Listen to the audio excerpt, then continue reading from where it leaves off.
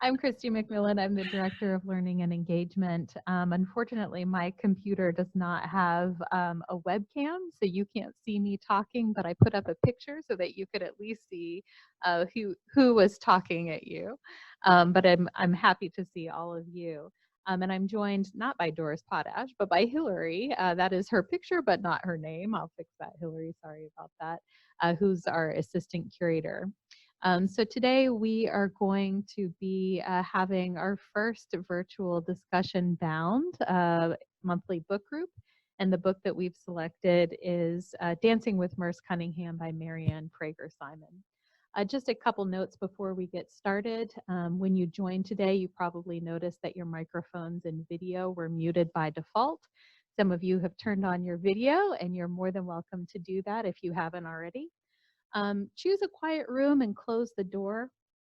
Silence any alerts from your devices that are nearby, your computer, your phone, your iPad, anything that might ding and distract us from our conversation. If you are going to turn on your video stream, try not to sit in front of a window, lamp, or other strong light source. It does make it so that it's hard for the rest of us to see you. We do recommend using headphones and a microphone for best sound quality. And while you can connect on a smartphone, we do recommend using a desktop, laptop, or tablet so that you can see the slides, meeting tools, and each other on a larger screen. Please make sure that your screen name includes your first name and last initial or first name and last name. I see that most of you, if not all of you, have already done that. It's much easier to call on people by name rather than a long stream of letters and numbers that our computers automatically generate for us. This is a conversation. It's not a lecture or a presentation. So there will come a time in the very close future where I will say it's okay now for you to unmute your microphone when you'd like to participate in the conversation. We do recommend, though, that you leave your microphone muted unless you're actively making comments or asking questions, just for the experience of others. If you prefer not to unmute yourself, you're more than welcome to put any questions or comments in the chat box. You can also raise your hand in the participant sidebar, and Hilary and I can call on you and unmute your microphone for you. And finally, we are recording today's discussion. So if you prefer not to be recorded, just make sure that your video and audio remain muted, and you can use the chat box to submit any questions or comments that you might have. So now I am going to I'm going to allow everyone to unmute yourselves at will. Does anybody have any questions or comments before we get started? Fantastic. Have we lost? No, there's Hilary. All right. So as we always do, we have just a couple of guiding questions for the discussion. Sometimes we use them, sometimes you don't. But I'll start off the conversation as we always do at Malaprops and just ask for your initial thoughts or reactions to the book.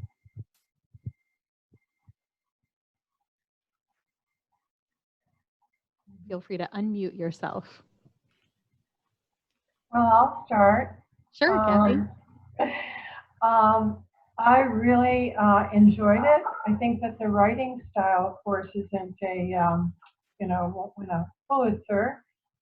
It is a journal, but I really enjoyed the detail from a dancer's perspective and learning more about Merce. I've got 2 pages of notes of things that I want to look up now, from composers to pieces of art to some of the dance pieces.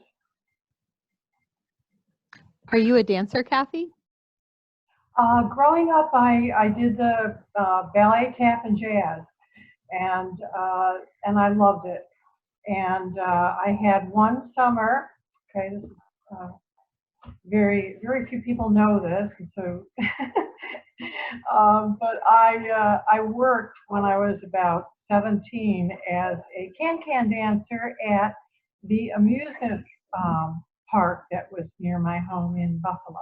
So What? I worked at the Old West. I have a photo to prove it. This is my cat who's hopefully moving off. Sorry. Here. Okay.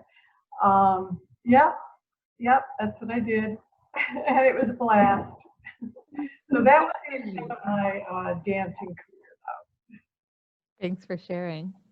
Who else had some initial thoughts or reactions to the book that they'd like to share? I'd like to speak if I could. This is Mary Broche. Sure, go ahead, Mary. Yeah, I have a lot of personal connections to this book because I have a son who's a dancer who majored in modern dance and choreography at the University of Illinois, so knew who Merce Cunningham was. I myself am a musician, have a master's degree in violin performance, so of course I knew who John Cage was. And then my late husband was a composer in residence at the dance department at the University of Illinois. And he knew John Cage when he was in residence there. And he used to talk about when you studied with John Cage, you didn't study in a traditional sense. You went out and looked for mushrooms with him. So I was really happy to find that mentioned in the book, the mushrooms. And then also I loved reading about this young dancer's, how she met with Merce Cunningham and how she became a part of the company. And it was really amazing how it was that she happened to be in the right place in the right time. And she didn't even study dance as a child, and yet she was able to be part of such an amazing early history of the company.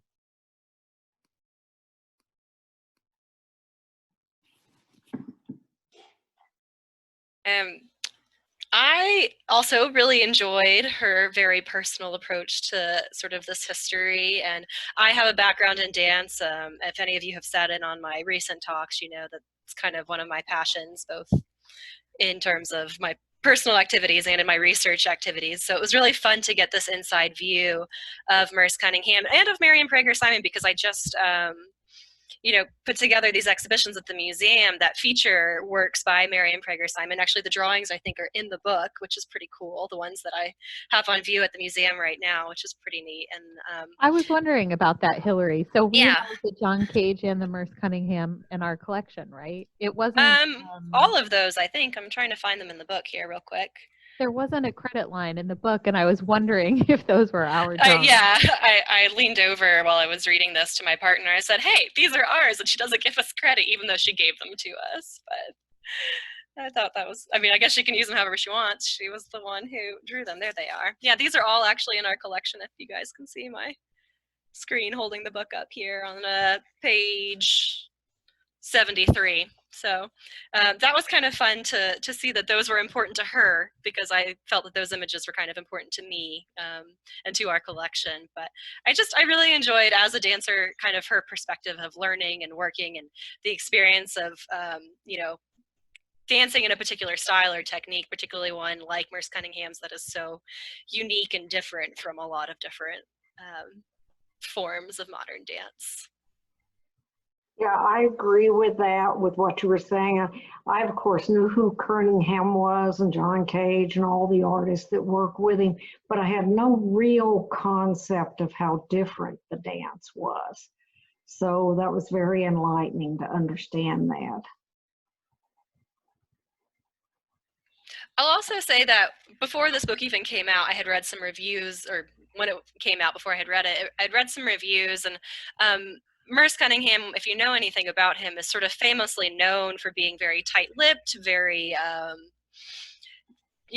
kind of withholding in many ways. And it was really nice to see the softer side of him, which I think people always implied was there. But she did such a beautiful job of sort of demonstrating that, I think.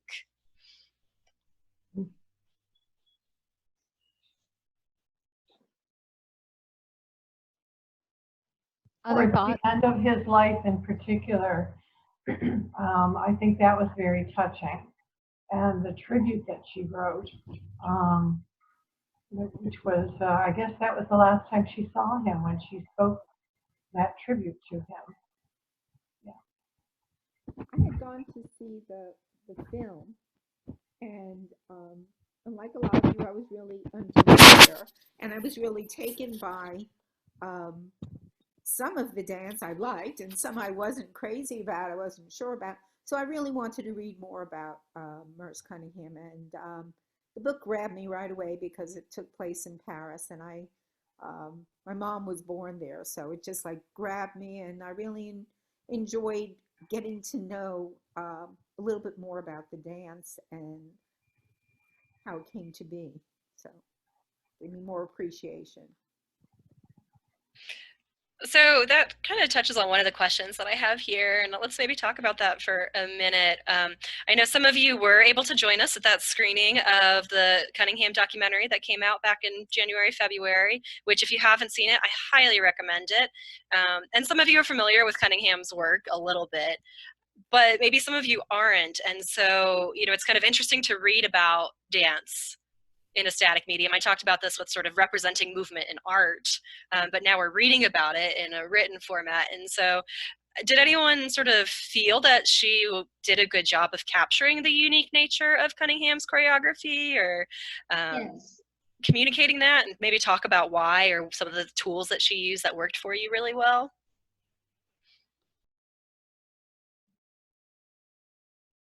I was interested in the chants um, and what a role that played in his choreography. Chants and the distinction of chants as opposed to improvisation.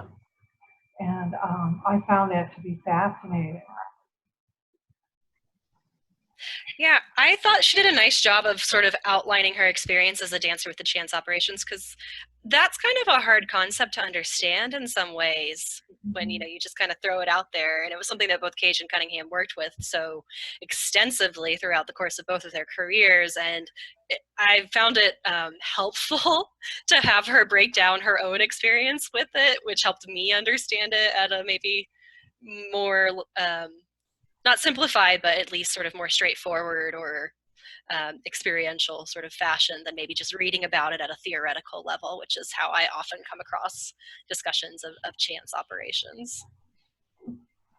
Yes, I thought it was really interesting how she described her own experience and taking the directions, and it seemed like Cunningham just gave them the very specific physical interactions that they were supposed to do and left it to them to find the emotional content.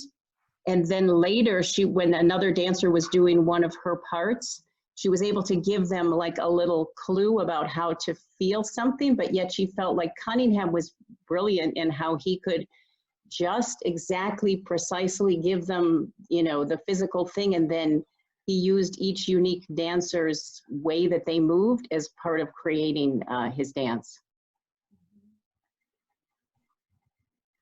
That was one thing that I really enjoyed about her descriptions of not just, I mean, she talked about herself in such interesting ways and about him in such interesting ways, but I loved how she illustrated that way that he allowed the dances to develop around his dancers by talking about how, I think it was Viola Farber, who was so kind of awkward in her movements, and he loved that about her and really built technique and choreography around that, and all the different sort of examples that she was able to provide about how he let his dancers' unique abilities lead his choreography. I thought she did a great job of giving examples, and I like that she included the photographs too, that you see a little bit of that. And I certainly related to her self-criticism about her feet, because I share that as a dancer too.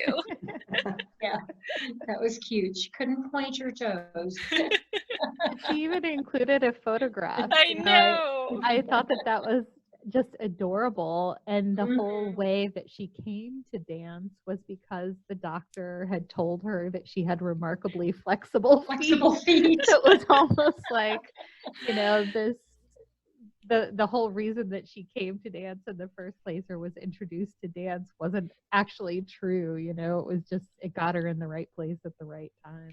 And she loved that. Like, she embraced the irony of that situation so fully, which I thought was, I don't know, I found her to be very charming. I did.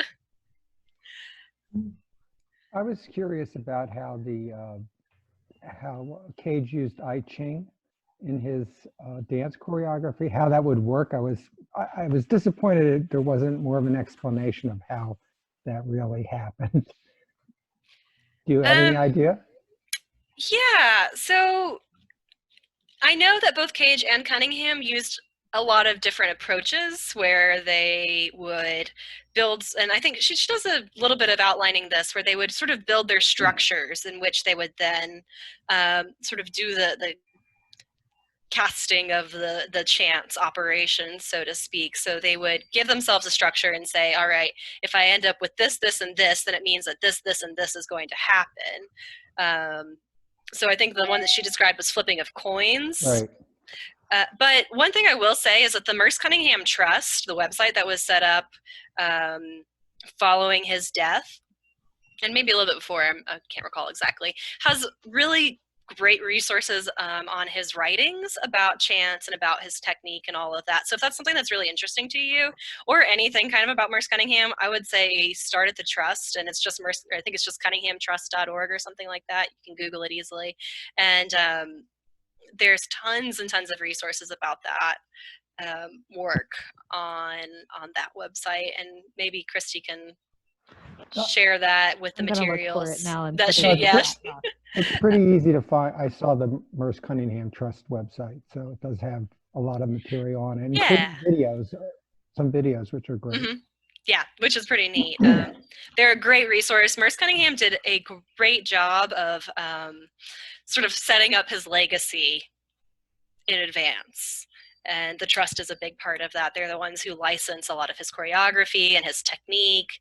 They have a really incredible archive, as you'll see, and just do a lot of work to sort of maintain for historical purposes his legacy and his choreography, and that of the people who have worked with him too. So I feel like chance operations are a thing that I've known about for a really long time, and I still don't have a great understanding of, and so that probably warrants a little bit more research on my end, I'll admit. But they're very complex in the way that they both worked with them, because they worked with chance operations for 50, 60 years. So if I understood correctly, the idea is that Cunningham sort of wrote down or illustrated all these different ways that the human body could move, and then he would sort of flip a coin or roll a die, and that was how, for some of those chance operation dances, he sort of determined which movements came after the other, and why, I guess, when they're put together, they feel so sort of fresh and unexpected, because it's not the way that your body would necessarily want to move naturally. Or if you had been trained as a dancer, you know, X comes after Y, comes after Z, comes after A, comes after B, comes after C. So it's something that is unexpected in the way that your body moves, and so it can feel maybe, I don't want to say unnatural, because your body can move in those ways, but it's not the way that you would anticipate something happening. Right, and the body sort of position is one element, and there were also other layers. So the order in which the movements would happen would be based on chance too. And the number of people on stage at a certain time would be based on the chance operations. And that's something that becomes even more sort of visible in his later work. So I think it evolved greatly from even what she was talking about experiencing in the book. So if you start looking into his events, that's where you really start to see some of those chance operations reach a whole new level of complexity. So he had his dances, and then he had events, which are basically evenings of performances or pop-up type performances that would be sections of dances or solos or a combination of different dances all at once. So he kind of classified them slightly differently from his formal sort of dance works that he made. Did I get this right, that he also had bodies positioned and then in shapes printed, and then he would cut them up or whatever, they'd be separate, and then he would just pull one after another out of chance, and then figure out how to get the bodies to transition? I'm not sure about that. I'd have to look at that, but I do know that he kind of took a similar idea with computer-generated body movement later on in his career. So that biped work that I think she talks about at the end is an example of this sort of computer-generated technology-based work in which he was basically letting the computer take on the role of his own body and exploring some of these things as his body aged and he wasn't able to do as many things. And one thing that she does not touch on much, mostly because I think she was primarily a part of his earlier career, is that as his career went on, he was a pioneer in terms of dance for camera and the integration of technology into choreography and dance. He worked with video artists such as Charles Atlas, Stan Vanderbeek, and others to develop dance specifically for camera or for projection work. So that's kind of a whole other part of his very long and storied career. And biped is one example of those types of works for him. I have the link to that. How long is it, Hilary? Biped? I think all 3 parts are up on YouTube. I grabbed a link to like part 1, but the trust. Do you know how long that was? Because I have your links on another page. So if ever we want to pop over. I think the link that I have is just a 3 or 4 minute link. I tried to find mostly short ones. Did you guys want to go over and see that? Yeah. Yeah. Yeah, Okay. definitely. Let's test out technology. We're always learning. And I was able to find some video, that early 1955 video that she references at Jacob's Pillow. I found that too, of her performing with Merce. So that was kind of fun. Okay, just one sec. Okay, can you see now the video? So are you going to send those links out later to us? I can, yes. Yes, okay, thanks. Can everyone see the video? Yes. Great. Do you need to go to speaker view? Probably best. Because I'm in the one where I can see everybody. You can control that in your own Zoom options, what you're looking at. Yes, right, I know. Okay, so I just hid the video. Or you can double click on Christie's Oh, I see, okay. square. Right. Seeing the video.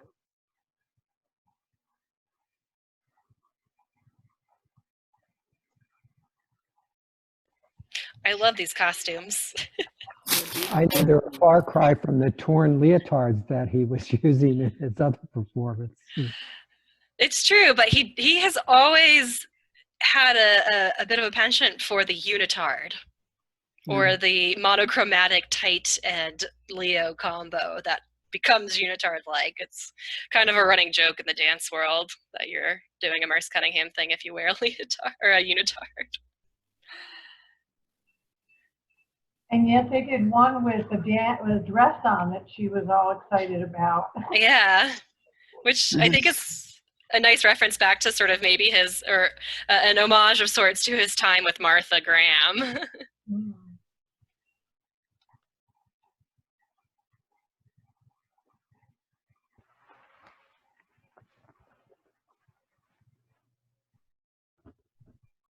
So this work involves both the use of kind of computer technology and chance, which I think she did a nice job of talking about how it was so different and yet worked so well for her, and how she kind of found joy as someone who had seen the early stages of his career to experience this progression.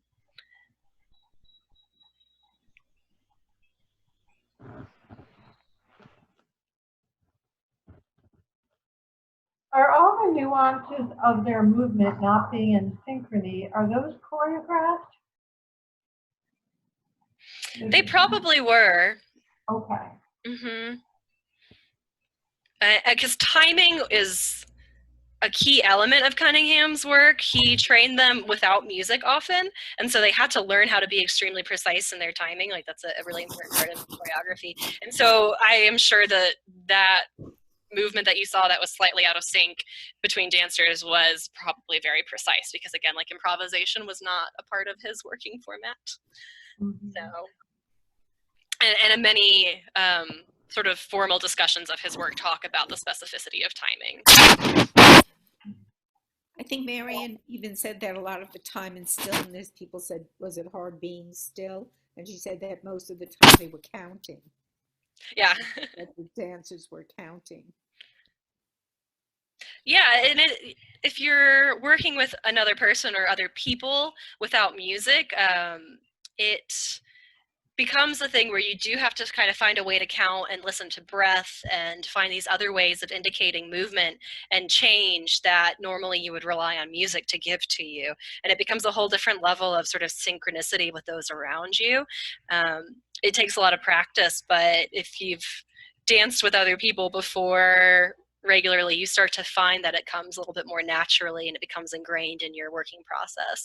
And I think that probably his company members are totally in mastery of that process. That's one thing that struck me about the film. And Hilary, remind me, was it just called Cunningham? The film? Yes, it's just called Cunningham. And we screened that film, I want to say it was in late February in partnership with the Grail Movie House. And I'm not sure now, there's so many fantastic sort of sofa cinema or screening from home that you can take advantage of at this very awkward time. I'll see if I can find it and send a link to you all so that you can watch it. But that was one of the things that really struck me when we were screening the film, is so many of the dances didn't have music, or the music seemed kind of asynchronous to the dance or coincidental to the dance, or it was very quiet. It was in many cases not necessarily an integral part of the dance itself. Am I remembering this correctly? During that documentary, there was a sequence where he's maybe practicing in his studio and all you hear is his foot movements, which is terrific. You really get a sense of the sound that maybe John Cage was interested in, that just the ambient noises around dancers was important. Foot movements or foot hitting the floor or him snapping. And I think that Marianne Preger-Simon talked about a lot of times when they were rehearsing, all they could hear all day was just him keeping the beat, snapping. Yeah, they pretty much had to have all of that stuff, like their timing perfect, because they wouldn't necessarily hear the music until the night of the performance. And then, plus the music wouldn't be, it wasn't something with a beat. It would be very abstract as well. And then it was also commented that, you know, John Cage was, all of them were experimenting with using silence. For example, John Cage silence or the not moving of Cunningham. So, you know, John Cage took the idea of the rest and expanded it to be a whole piece. You know, so just that 4 minute, 33 seconds, whatever, where the pianist just sits there and just, you just hear the sounds in the room. And the same thing in the dance. Cunningham had some extended periods of not moving, just being there. And so that was new at that time for them to include that. Hilary or Christy or anybody, I'm coming really late to this, to Cunningham. I didn't see the movie and I didn't read the book, so I'm beginning. This is my start of studying Cunningham. That's okay. But I just seeing that little clip, biped, the positions, not his process, and a lot of, you know, everything but the positions are not classical, but his positions are such classical ballet positions. And I wondered, is he now considered classical in terms of I don't think so. dance positions, or was that just that one? Yeah. So Cunningham technique is interesting. Cunningham came from both a tap and a ballet background. And then he danced with Martha Graham, and he encouraged his dancers to go to ballet classes. And in the book, Marianne Preger-Simon talks about going to take ballet classes still. And I would say that ballet is a very helpful foundation for Cunningham work because a lot of the footwork comes from that. One of the key shifts of modern dance away from ballet was this sense of the spine being kind of off-center while the legs were really rooted. And I think that Graham started to explore that, and Cunningham really took it to a whole new level of sort of disassociating the spine from the legs. And so I think that, yes, the ballet roots are very strong and very visible, and yet he's doing something that's so different by changing timing and positions of other parts of the body and the way that the movement flows from, you know, one moment to the next. In terms of the dance world, Cunningham falls under that modern dance category, and he is sort of now more of what we would call a classic in many ways, in part because he also has such a formal technique. He's working in that non-narrative format. He's kind of a transitionary figure in a way, coming from Martha Graham and Isadora Duncan and sort of these true early modern dances.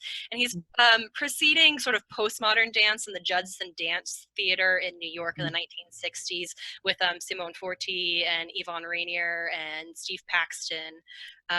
Robert Morris is an artist in the collection who was also a part of that. So he's sort of in the middle. So in some ways he is very classic, and sometimes in some ways he's sort of transitory into postmodernism too. So that's like kind of a whole other conversation about the progression of dance history. Yeah, one thing I was really interested in, though, is that I think in one reason that Marianne was part of that the company in the beginning is that he really liked people who didn't have habits from some particular other style, and he could mold them in his own way of dancing. But he did encourage them to take ballet, like you said, but still he wanted to really mold their bodies in his way of dancing. And I didn't get to see that Cunningham movie, but I saw another one where it was a different dance company and they were going to they were going to do a Cunningham dance, and they had to have Cunningham dancers come and teach them. It was very difficult for them to unlearn their usual way of dancing and know how to move in the way that Cunningham was asking. Yes, it's definitely a very unique set of movements that are, I think at times, as maybe we've talked about a little bit, in opposition to each other. Some of the movements, they are kind of embracing an awkwardness, but they're also at the same time familiar in a way. And so, yeah, that is something that a lot of people report when they move through Cunningham technique, is that it can be very difficult to find that. Sarah Merce, who's a really well-known ballerina dancing with, I think, ABT or City Ballet, one of the big ones. She participated in a major Cunningham event last year as part of his centenary. And she talks, there's a New York Times article of her talking about, as a ballerina who's danced like Balanchine and Baryshnikov and all these other things, learning to move in Cunningham technique and how difficult it was. So you can find dancers' sort of accounts of having to dance in Cunningham technique that are very interesting as they talk about letting go of their movements, but also kind of retaining that uniqueness that he celebrated so much too. And Elaine had pointed out over in the chat that his works are not as firmly rooted in storytelling as other dances that we, maybe traditional ballet or other, dances that sort of tell a story with the movement and the music. And that I think it was Marianne Preger-Simon, but also was it Carolyn Ford, who I think it was Carolyn Ford that they Brown. had this Carolyn Brown, sorry, they had this motivation to sort of make up stories about what they were doing in order to find, an emotional place or an emotional center, or to even maybe remember what they were doing. And I found that really interesting, that not rooting in storytelling is sort of breaking this very human motivation of wanting to tell a story or find a narrative or make how we as human beings make sense of things. Yeah, that was an interesting thing to sort of read about, her application of emotion on top of things. But he didn't discourage them. He didn't tell them not to. He just didn't give them anything besides what they were finding for themselves. And I have here on the questions, I sort of semi-quoted it, but one of the things that he talked about as being a thing that he felt was different between him and Martha Graham was this desire to look out, not in, with his dancing.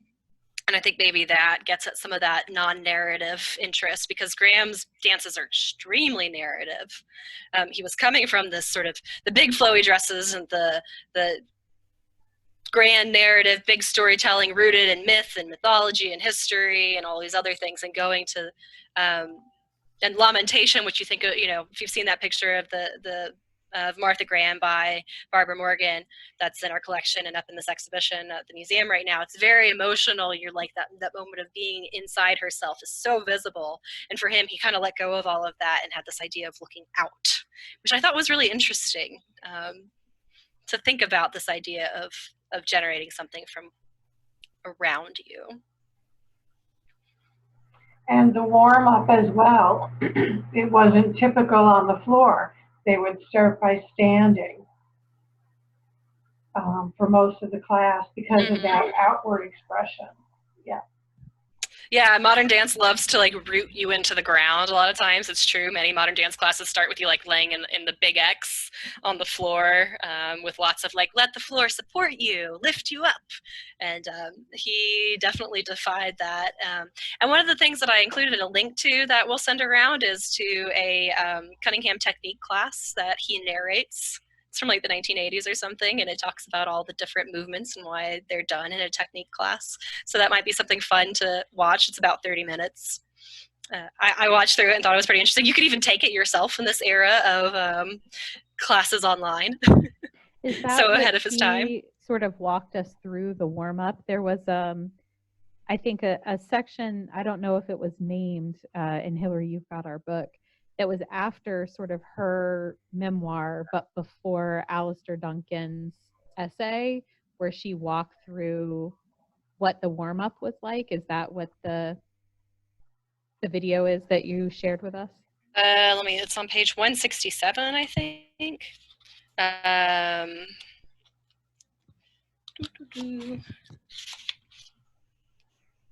Yeah, she talks a little bit about it. Coming to the legs and the feet, then working through the body slowly, rapidly, different ways. So timing again coming up. Yeah, it's I think it's kind of like that. It's again worth the watch for sure. So just so that everyone knows, I will send these links around. We've already watched Biped, so the one that we are talking about now is this Cunningham technique. That's the 30-minute one, Hilary. And then yes. Hilary included 2 different links to banjo, 2 to septet, 1 to dime a dance, and 1 suite for 5. Yes, and I like banjo and septet because those are actually depicting Marianne Preger-Simon dancing. So that's kind of, they're not great videos, but still it's very neat. And in banjo you can see those big swirly dresses doing their thing, and some of the other characters that she talked about. It was fun to find this because she opens the book with her conversations about those 1955 performances of Jacob's Pillow. Can I go ahead and show another one? Because these were banjo and septet and they're short. Dime a dance, I think all 3 of those were ones that were developed at Black Mountain College? Yes, they were. In 1953. Which one would you like for us to watch, Hilary? I looked at them all yesterday. I'm trying to remember that back far into the past right now. I think banjo is kind of nice to see. Again, they're only about a minute tops, 50 seconds. And they include Marianne Preger-Simon? Yes. Okay, so let me pull this up on my. Yeah, do the first one from Jacob's Pillow. Although the ones from the Cunningham Trust have some pictures, which are nice too, of like Remy Charlip and all of them that are a little clearer and less fuzzy than the videos are. Okay, let me. Oh, technology. I believe. I liked hearing her writing about Black Mountain College and her experience there. It was really kind of insightful. And I don't know why I didn't put it together until this book that MC Richards and David Tudor were married, but I loved hearing about MC Richards and David Tudor outside the context of Black Mountain too. And like hearing about, we talk a lot about the long-lasting relationships of many of the people there. And it was so nice to see this other side of it that I hadn't really learned about before, where they were still having, dinners together in New York City in years following. So this one includes Marianne Preger, before she was Preger-Simon, Remy, who she talked a lot about, Anita Danks, and Viola Farber. There you go. Go down. It's so, yeah, it is, like she says, very different from a lot of his other work that I've seen. When was that choreographed, Hilary, or performed? 1953, while they were at Black Mountain College that summer. One of the things that the book brought out that I didn't realize was how Rauschenberg traveled with them. I mean, you know, and would spontaneously, they'd get somewhere and then, you know, in just a couple of hours, he would, you know, set up a set and everything. And I thought that was kind of interesting. Or even improvise if the original set was deemed unsafe by the fire marshal. I did really enjoy her descriptions of them in the VW bus too. I mean, there's some nice video of that in the Cunningham film, but it's just really fun to hear her sort of talk about these in-between moments, right? We talk a lot about the dance and the movement and the end products, but to hear about these sort of interstitial moments of the experience were really fun. And the turkey and the Chateau Neuf de Pape. That meal that she surprised everyone with on Thanksgiving. Yeah, so one of the things that I also really liked about this book was her very conscientious decision to make this a part of her life, and then her decision to leave this life, but remain involved in such a sensitive way. And in such a positive way too. Like, I love how, you know, she talks about how Carolyn Brown tried to emulate her departure from the company. Do you know, Hilary, because I guess because she took the trouble to talk about her own departure and that Carolyn also was trying to emulate that, was there a history of Merce not taking it well if you, or when you wanted to sort of move on from the company? You know, I'm not sure about that. I do feel like both of them wanted to leave with the ability to maintain a positive relationship with the company. Which they clearly did. I mean, where they were still in touch with him and coming out to see him many, many years later. But I think that Merce was, again, not a very openly warm person on the surface level and had very deep feelings. And so I imagine that if you got on his bad side, that didn't leave a lot of sort of ability for a future relationship if you wanted to maintain one. Just sort of speculating at that. Because she didn't really touch on sort of less positive experiences of leaving the company that others might have had. Yeah. She just sort of brought it up, and I thought that since she took the trouble to bring it up, that maybe she was trying to dispel rumors or to put an alternate narrative out into the universe. That, I mean, based on kind of what I know about his personality from most sources, I think that she was definitely trying to soften him a little bit with her accounts here, to soften his not necessarily cold, but certainly reserved interactions. And it was so nice because she was so positive and so generous. And in the afterword, the person who wrote that really pointed that out. So like you were discussing, you could make some assumptions that maybe other people left on not such a good note, but it was nice to hear about how she managed all that. Yeah, and almost that she wasn't sort of giving into the gossip by telling us, you know, you might have heard. Yeah, she left that out. She just kept everything very positive, which was really nice to experience. Well, she referenced a lot the fact that he was not a great communicator and didn't want to interact with people in a negative way. Then there was that whole sequence where she talked about the gentleman Art, who was the manager maybe, that had to be kicked out of the company because he was so ill-tempered. I don't think he was a dancer. He was just maybe running their dance company for a while, and they had to bring somebody in and a consultant to get rid of him. Yeah. I know at one point she mentioned something that I think she did become a psychiatrist, and she felt that she wanted to build a nice relationship with Merce. She saw him in his bad moods when he would get depressed or withdraw, and she tried to, it sounds like she just was a very warm, loving person, and she was trying to get to understand Merce because she admired him and revered him so much. That's why she was so kind. You know, she just was a kind person and non-judgmental. Yes, she did go on to become a psychotherapist. Oh, really? So yeah, she has a degree in psychotherapy. And wasn't one of her parents also a psychologist? I think so. I can't remember if it or was her no. mom or her dad. It might have been one of them. I was about to say, was it Elaine the lawyer? said No, her but it was Merce father. Cunningham, whose father was a lawyer, and both his brothers were lawyers. Right. Elaine then thinks it was her father. Her father. Mhm. It must have been difficult for Merce to be wheelchair bound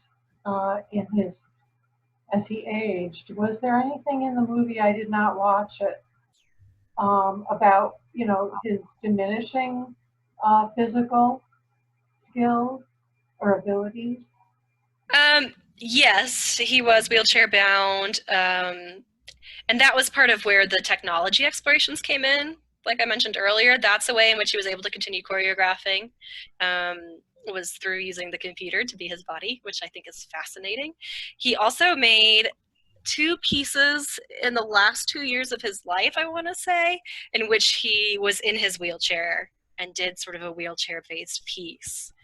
Then he didn't like the first version of it, so he did a second version of it in 2009, shortly before he passed, I want to say. So it did affect his abilities, but he was in the studio with his dancers pretty much up until the end, and going on tour with them, not necessarily creating as many new works. That did slow down, but using restaging and chance operations to put pieces of other things together. So that actually, in a way, was a part of sort of a non-physical choreographic process that he was able to continue engaging in as well. I see that there's an interesting question in the chat from Betty Meyer about Merce, Cunningham, Cage, and Rauschenberg, who had similar approaches to their art. And the question is, who influenced whom? And I think that's an interesting question too, because you have dance and you have music and you have painting, and they often influence each other. You know, the Impressionists, for example, you have the painting and then you have the music. And so I think that's ongoing, that there's a cross influence in the different disciplines. I don't know if other people have other comments about that. Yeah, they all 3 were definitely exploring those things. They're exploring them separately and together. Cage, I think, was in many ways maybe the instigator in a lot of that. He was really, really deeply rooted in it. And I was researching something else related to John Cage the other day, and I think it's on the Black Mountain College website or the Black Mountain Journal. There's an essay that Marianne Harris wrote about John Cage and chance operations and Zen Buddhism and all of those things. But I want to say that he was maybe at the core of that in many ways and bringing that to the others, but they all sort of took their own areas of interest within it. I would say that he's probably the most rooted in that Zen sort of philosophy. Cunningham, maybe less so, or more cursorily, with a greater interest in the chance aspect of it than maybe the sort of more spiritual aspects of it. But there are some writings out there on all of their interactions, but it's a good question for sure. It's also, I mean, it was also the 1950s, 60s, 70s. You know, that stuff was becoming more and more a part of American life, I think, as that information became more prevalent in American society. Kathy had asked about sort of how the movie or the book, or sort of what we know about how sort of he evolved as he got older. And for me, that was, I mean, it's not a failing of either the film or the book. It's just sort of where they were limited. And the book was Marianne Preger-Simon's memoir of being a part of this company. And so naturally, sort of as she stepped away and pursued other aspects of her life, you know, we didn't necessarily follow the evolution of the company. And the film sort of ended its narrative in the 1970s. I want to say 1974, when Carolyn Brown. Sorry, I keep saying that. Left the company because she was the last original member, and so it just sort of ended there. But then that I want to know, I want to see the evolution, the 70s, the 80s, and the 90s to where we get back to him in the 2000s when he's in his wheelchair and having these amazing triumphs in Paris.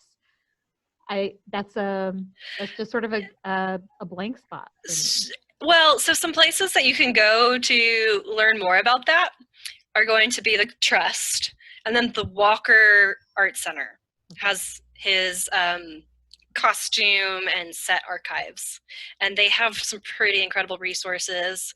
And I think somebody had linked to a couple of documentaries that were out there I in the put a chat. link to the Cunningham Trust website, and I also put a link to the Cunningham film that we've all sort of mentioned, which has stream from home options. So different ways that you can watch it at home. Yeah. Well, and there's a lot of materials that have come out in the past year because this year would have been his 100th birthday. And so there were a lot of institutions, both art institutions and dance institutions, that have done things in the past year that are reviving or showing old content or interviews with him. So there's actually a lot of material out there, which I have not had time to go through all of it, which is a good rainy day activity. But I think that, we're fortunate in this day and age to have access to a lot of that online.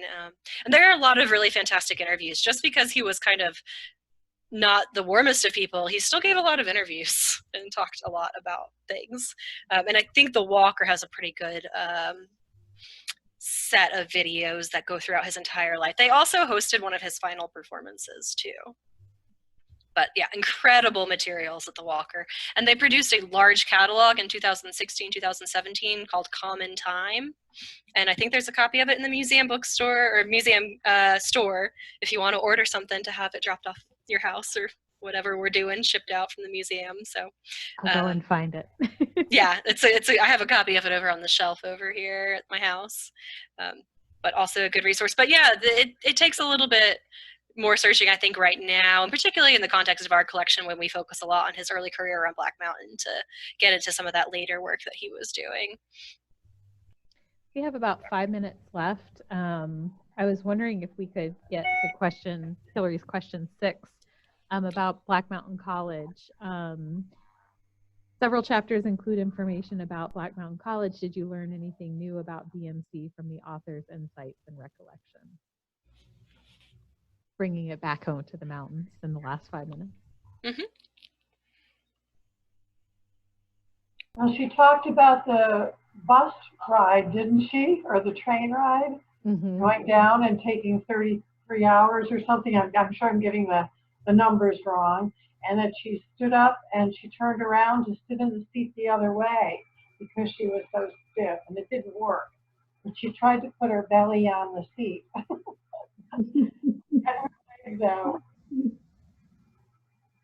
The whole discussion, this is nothing new, but the whole discussion about collaboration and how that was so important in Black Mountain College, what I've read before. And obviously this is a prime example of it with his work with Cage and Bob Ruschenberg and those people. Yeah, I enjoy all of it. I just moved here to Asheville last July, so finding the Black Mountain College Museum as well as the art, the art museum and everything, even since you opened, the things that reference Black Mountain College have been really interesting.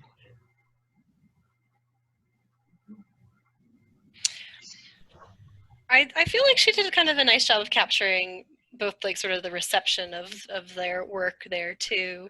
And one of the things that she talks about throughout the book is how his choreography was received in various places. So yeah. So was the summer session only 6 weeks? Oh, excuse me. I'm sorry, Kathy. Was the summer session only 6 weeks? It seemed to me that she had said something about that it was 6 weeks, but for so many things to come out of it, and it just seems like such a short period of time. I don't know if those summer sessions were super intense. They were very, very intense. Okay. And then I felt like it was a really pivotal moment with the sort of I guess, formal formation of the Merce Cunningham Dance Company, although she, tells us it was more or less formed and running before that. But I felt like the summer at Black Mountain College didn't have as much or didn't stand out in her memory as much as maybe the West Coast tour or some of the other tours that they took. I didn't think that she was dismissive of it, but I felt like she skirted over it and I wanted more. Yeah, I would have liked a little bit more like detail and everything from her about some of the inner workings, but that was not as much of a, I guess, of interest to her. I do feel like the reception that they received there was maybe super formative in being, giving that sense of like, oh yes, no, we are officially something, that they were amongst people who really believed in what they were doing and got what they were doing, and maybe gave that little bit of push that was necessary for them to formalize the company. Or it was maybe an affirmation to Merce that he was going in the right direction, maybe, or that people were open to what he was putting out in the world.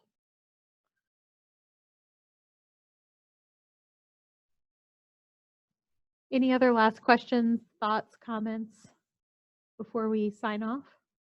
I want to know if all of his music was always chance or some of it not chance.